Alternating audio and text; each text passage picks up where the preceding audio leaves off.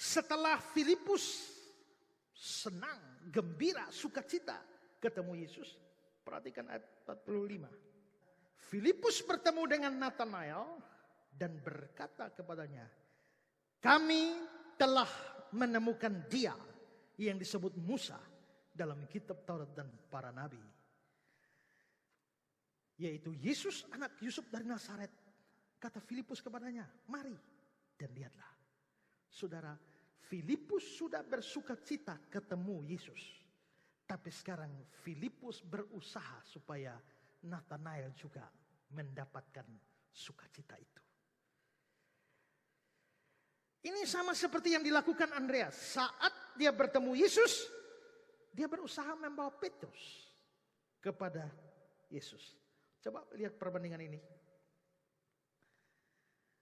Saudara lihat yang warna hijau ini.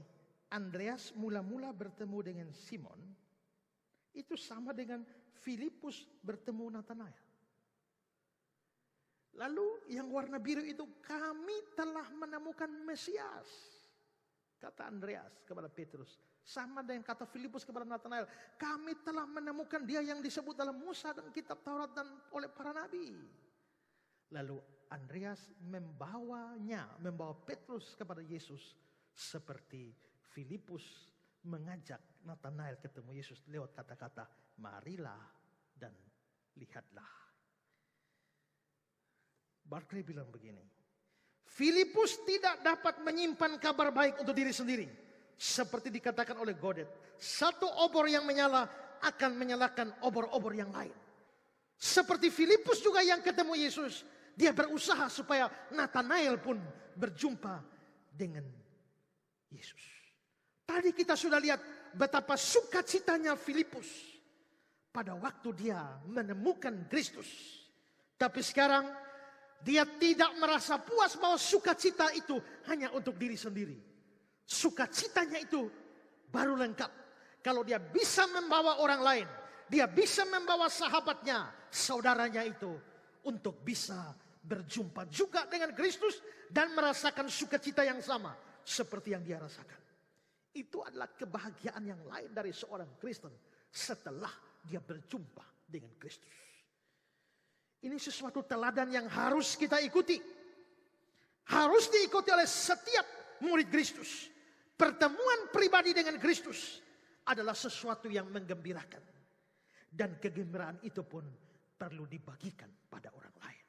Charles Haddon Spurgeon mengatakan, aku tidak akan percaya bahwa engkau sudah mengecap madu Injil jika engkau bisa memakan sendiri semuanya. Engkau sudah ketemu madu Injil yang begitu luar biasa dan engkau bisa memakan semuanya sendiri. Aku tidak percaya itu, kata Spurgeon. Bagaimana dengan kita?